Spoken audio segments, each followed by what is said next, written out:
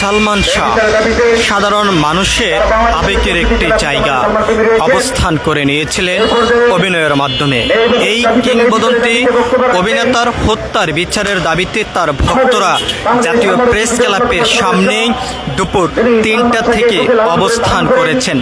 অবস্থান করে এখান থেকে তারা যেমনটা দাবি করে যাচ্ছেন, তাদের প্রিয় নায়ককে যে সকল হত্যাকারীরা হত্যা করেছেন তারই মধ্যেই অন্যতম প্রধান আসামি ধনকে গ্রেপ্তার করেছেন আইন শৃঙ্খলা রক্ষাকার বাহিনীর সদস্যরা, এবং সেই হত্যার বিচারের কার্যকর দ্রুত করার জন্য সে দাবি নিয়ে সালমান শাহর হত্যার বিচারের দাবিতেই তার ভক্তরা অবস্থান করেছেন জাতীয় প্রেস ক্লাবের সামনে। আমরা আপনাদেরকে একটু সরাসরি দেখানোর চেষ্টা করছি। এই মুহূর্তে এক কথা বলা যায় যে জাতীয় প্রেস ক্লাব এলাকা ঘিরে সালমান শাহ হত্যার বিচারের দাবিতে ভক্তরা বিভিন্ন স্থান থেকে এসেই অবস্থান করে তারা বিচারের দাবি করে যাচ্ছেন।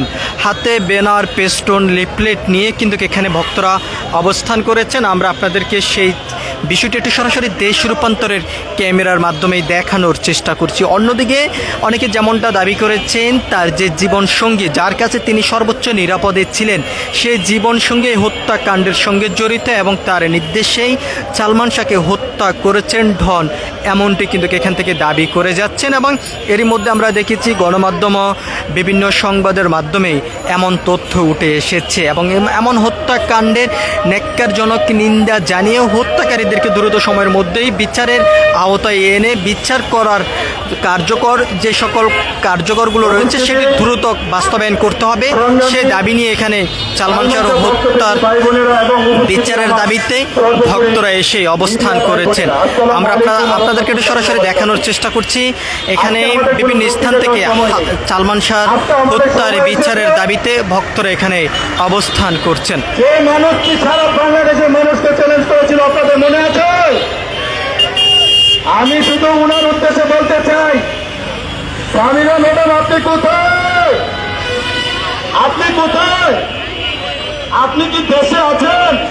যদি দেশে থাকেন, আপনার চ্যালেঞ্জ এখন ছোট ছোট বাচ্চা পোলাপান যাদেরকে ভেবেছিলেন যে তাদের জন্ম নাকি সালমান শাহ ভাইয়ার মৃত্যুর পরে নাকি আমাদের জন্ম।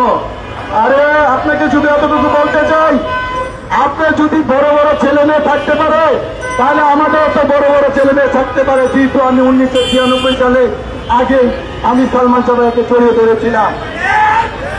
আমি শুধু আপনাকে একটা কথা বলতে চাই, আপনি আমাকে বলেছিলেন সিজান উনারা তো বাইরে থাকে, আমরা তো দেশে থাকি। বলি আপনি তো দেশে থেকে এখন আপনার বাসার ছেড়ে অন্তত কোর্টের মধ্যে আজকে সাহস পাচ্ছেন না। আপনার যদি আপনার ভিতরে যদি কোনো কিছু না থাকে, আপনি কোর্টে আসেন, দেখি আপনার কতটা ক্ষমতা। কোথায় গেলেন? কোন ঘরটার ভিতরে লুকিয়ে আছে? সংগ্রামী সাথী বন্ধুগণ, আমরা সালমান শাহ ভক্তপ্রেমীরা কখনো পিছপা হইনি, পিছপা হব না। আজকে আমি শুধু এতটুকু বলতে চাচ্ছি, আজকে কোনো বক্তৃতা দেওয়ার এখানে সময় নেই। সময় এসেছে সালমান শাহ ভাইয়াকে যারা পরিকল্পিতভাবে নির্মমভাবে হত্যা করেছে তাদেরকে দৃষ্টান্তমূলক শাস্তি, সর্বোচ্চ শাস্তি, ফাঁসির কাজ করা কি করে হবে। আমি শুধু একটা কথা আমরা আপনাদেরকে সরাসরি দেখানোর চেষ্টা করছি দেশ রূপান্তরের ক্যামেরার মাধ্যমে। সালমান শাহর হত্যার বিচারের সঙ্গে যারা জড়িত রয়েছেন তাদেরকে দ্রুত সময়ের মধ্যে আইনের আওতায় নিয়ে এসে বিচারের কার্যকর করতে হবে, সে দাবি নিয়ে অবস্থান করেছেন সালমান শাহর ভক্তরা। আমরা আপনাদেরকে সেই বিষয়টি সরাসরি দেশ রূপান্তরের ক্যামেরার মাধ্যমে দেখানোর চেষ্টা করছি। সালমান শাহ ভক্তদের, সালমান শাহ পরিবারকে হুমকি ধমকি দিয়ে তুলনা করবে না। সালমান শাহ ভক্ত হয়ে 1996 সালে জীবন দিয়ে প্রমাণ করে দিয়েছে সালমান শাহের জন্য সালমান শাহ ভক্ত জীবন দিতে প্রস্তুত আছে এবং জীবন দিয়েছে। আমি সিজান বলে দিতে চাচ্ছি, এই বিচারের ন্যায়ের জন্য, এই সুস্থ ন্যায় বিচারের দাবিতে যতদিন পর্যন্ত এই দেহে কম আছে আমাদের সংগ্রাম চলছে, চলবে।